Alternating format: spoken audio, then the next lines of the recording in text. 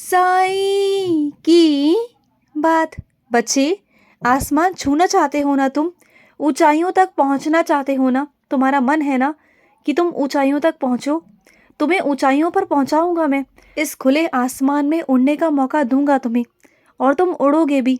लेकिन एक बात हमेशा याद रखना, चाहे तुम कितने भी ऊंचाइयों पर पहुंच जाओ, कितने भी, लेकिन तुम्हारे अंदर ना बिल्कुल भी अहंकार नहीं उत्पन्न होना चाहिए, बिल्कुल नहीं। चाहे तुम्हारा ओहदा कितना भी बड़ा क्यों ना हो, कितना भी ऊंचा तुम पहुंच जाओ, लेकिन तुम्हारे अंदर अहंकार नहीं होना चाहिए। अहंकार इंसान को ले डूबता है मेरे बच्चे। और जहाँ तक मैं तुम्हें पहुँचाना चाहता हूँ ना, जितनी ऊंचाइयों पर तुम जाना चाहते हो उससे भी कहीं अधिक ऊंचाइयों तक मैं तुम्हें लेके जाऊँगा। ये मेरा वादा है तुमसे। लेकिन तुम्हें भी मुझसे एक वादा करना होगा कि जो भी तुम्हारे रास्ते में या जो भी तुम्हारे संपर्क में आएंगे, जो तुमसे मदद मांगेंगे ना, तो अगर तुम सक्षम हो तो उसकी मदद ज़रूर करना मेरे बच्चे। कभी अपने अंदर ना अहंकार मत उत्पन्न करना कि मैं इतना बड़ा हो गया हूँ कि अब सब मुझसे छोटे लगने लगे हैं। तुम इतनी ऊंचाइयों पर चले जाओगे ना कि वहाँ से तुम्हें पृथ्वी बहुत छोटी नज़र आएगी, बहुत छोटी। लेकिन सिर्फ दूरी का फ़र्क होना चाहिए कि तुम्हें सब कुछ छोटा नज़र आ रहा है, लेकिन मन में छोटा नज़र नहीं आना चाहिए। मन तुम्हारा बहुत बड़ा होना चाहिए कि सब तुम्हारे लिए पहले हैं, सब तुम्हारे लिए साईं के बच्चे हैं। किसी के लिए भी कोई फ़र्क मत रखना। ऐसा नहीं कि अपने परिवार को तुम सबसे पहले काम करो और दूसरों का बाद में। ऐसा कभी नहीं होना चाहिए तुम्हारा। समझ रहे हो ना मेरी बात को? जो मैं तुम्हें समझाने की कोशिश कर रहा हूँ, समझना उस बात को। बहुत गहराई की बात है मेरे बच्चे, इसे गहराई से समझना होगा। अगर नज़रअंदाज करोगे ना, तो जितनी जल्दी ऊपर जाओगे ना, उतनी ही जल्दी वापस नीचे भी आओगे। ये ध्यान रखना। तो सोच समझकर आगे कदम बढ़ाना। अगर कोई तुम्हें नज़रअंदाज कर रहा है, उसे लगता है कि वो तुमसे बात नहीं करना चाहता, वो तुम्हारे संपर्क में नहीं रहना चाहता, उसको तुम्हारे साथ अच्छा नहीं लगता ना, तो तुम भी दूर हो जाओ ऐसे लोगों से। उनसे बात करने की कोशिश मत करो। बार बार उनके आगे मिन्नतें मत करो, बिल्कुल मत करो। क्योंकि वैसे लोग ना मेरे बच्चे बहुत अजीब होते हैं। उन लोगों का जब मन करता है ना तुमसे बात करने का, तो वो खुद से आकर तुमसे बात करेंगे। लेकिन जब तुम्हारा मन करेगा ना, तो वो कोई ना कोई बहाना मारकर टाल देंगे और तुमसे बात नहीं करेंगे। तो वैसे लोग ना मनमौजी होते हैं। ऐसे लोगों से तुम दूरी ही बनाकर रखो, क्योंकि इससे ना उनकी मर्ज़ी से हर एक चीज़ हो, ये बात भी सही नहीं है। तो तुम भी ना दूरी बनाकर रखा करो। अपनी अहमियत को, अपने कद्र को संभाल कर रखो। और सुनो, ज़रूरी नहीं कि जहाँ पर कोई जश्न हो, जहाँ पर कोई चीज़ें हो, वहाँ पर तुम्हें भी सम्मानित किया जाए। देखो, हर बार किसी से उम्मीद मत रखा करो कि कोई बार बार तुम्हें भी आगे करे और तुम्हें भी पूछे, करे। ये मत सोचा करो, क्योंकि क्या है ना, पहले की बात और थी और अब ज़माना बदल चुका है। जो लोग जितने करीबी है ना जिसके, वो उसे ही आगे करने की कोशिश करते हैं। क्या है ना कि तुम्हारा सिर्फ और सिर्फ खून का रिश्ता है उनसे, लेकिन दिल का रिश्ता कभी बन नहीं पाया, शुरू से ही नहीं बन पाया। चाहे तुम्हारा ओहदा बड़ा है, तुम्हारी उम्र बड़ी है, तुम्हारा रिश्ता बड़ा है, उसके बावजूद भी वो तुम्हें मान सम्मान नहीं देना चाहते। सिर्फ एक दिखावे के लिए तुम्हें बुलाया है कि तुम सबके सामने, दुनिया के सामने खड़े हो जाओ। लेकिन दिल से ना वो नहीं चाहते थे कि तुम्हारा सामना हो या कुछ हो। उनकी मजबूरी थी कि तुम्हें बुलाना पड़ा। लेकिन क्या है ना, जहाँ सम्मान की बात आती है ना, तो वो उन्हीं लोगों को आगे खड़ा करते हैं जिनसे उनका दिल जुड़ा हुआ है, जिनसे वो लोग जुड़े हुए हैं। तो इस बात को अपने मन में मत लगाना। तुम्हारा फ़र्ज़ था कि तुम वहाँ पर गए और तुमने अपनी हाज़िरी लगा दी, बस बात ख़त्म। ये सोच लो कि तुम किसी अनजान के यहाँ पर गए थे। तो छोटी छोटी बातों को ना अपने मन पर मत लगाया करो, ठीक है? ज़बरदस्ती तुम किसी का प्यार नहीं पा सकते, किसी से इज्जत नहीं ले सकते हो। वो तो मेरे बच्चे अपने आप ही दिल से निकलती है ना, तो जाने दो। मन पर ना इतना बोझ लेकर मत जियो। और सुनो, जो मैंने तुम्हें संकेत दिया है ना, तो उस संकेत को समझो और उस संकेत पर काम करना शुरू करो। और कुछ मैंने अपने बच्चों को तो फूल भी दिया है अपना। फूल गिराया ना, जो तुमने मुझसे पूछा था उसके लिए मैंने तुम्हें स्वीकृति दे दी है मेरे बच्चे। फूल गिराकर तुमने वो फूल देखा भी मेरे बच्चे। तुम्हें बहुत खुशी भी हुई थी ना। तुम चाहते थे कि मैं किसको बताऊं, किसको बताऊं।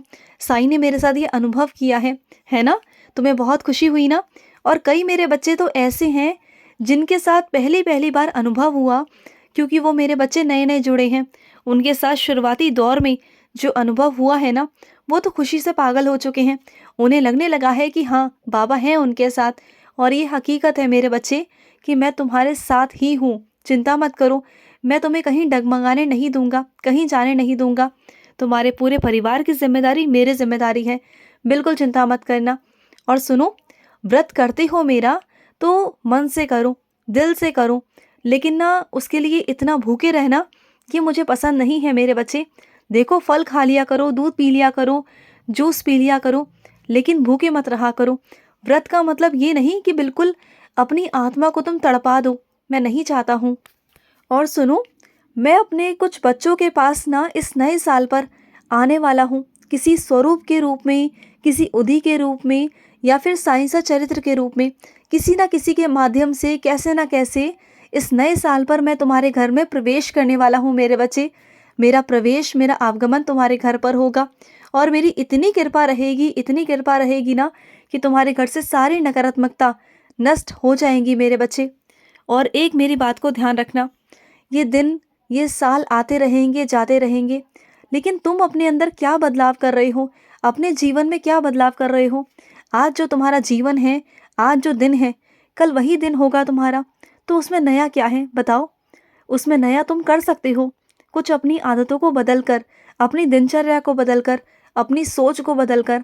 देखो, ज़िंदगी ऐसे ही चलती जाएगी, लेकिन जब तक तुम उसमें बदलाव नहीं करोगे ना अपनी तरफ से, तब तक कुछ नहीं बदलेगा, तब तक कुछ नया नहीं होगा। तुम्हें अपनी तरफ से बदलना होगा, अपनी तरफ से तुम्हें पहल करनी होगी, तब जाकर सब कुछ बदलेगा। अब तुम कहोगे कि तुम्हारे घर का माहौल ही ऐसा है कि तुम कुछ बदल नहीं सकते, तो कम से कम शुरुआत अपने आप से करो, पहल खुद से करो।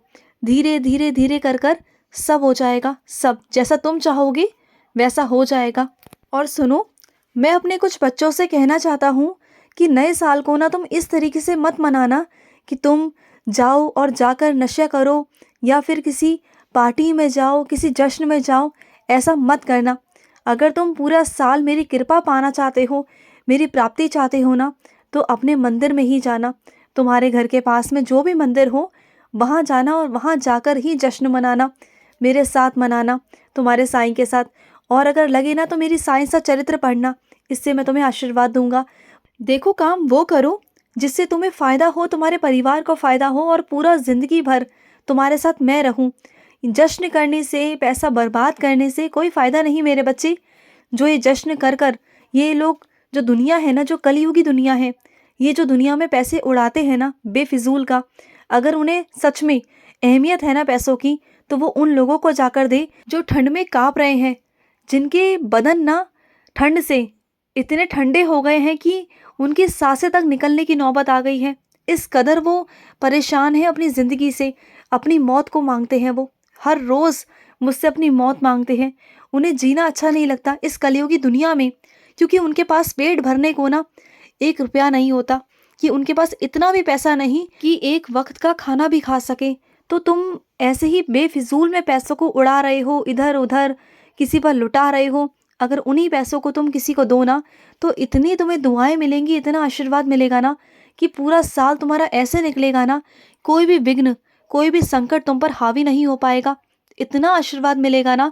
अगर कुछ करना है ना सच में, तो ऐसे लोगों का आशीर्वाद लो, किसी का तन ढको, किसी का पेट भरो, किसी को जल दो, ये सब करो, सेवा करो। अगर सच में मेरे बच्चे हो ना, तो तुम्हें यही करना चाहिए, अन्नदान करना चाहिए, अच्छे अच्छे कामों से जुड़ो, अच्छी चीज़ें करो, ना कि बेफिजूल खर्ची करो। मुझे बिल्कुल पसंद नहीं। और सुनो, तुम ना एक जगह पर पैसे इकट्ठे करना, चाहे कोई डिब्बा हो या कोई लॉक हो, कहीं भी करना जहाँ से पैसे इतना आसानी से नहीं निकल पाए।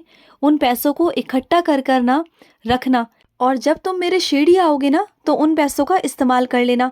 तुम्हारे वो पैसे काम आ जाएंगे शिरडी आने के लिए। मेरा आशीर्वाद है तुम पर। खुश रहो। आज का साई संदेश समाप्त हुआ।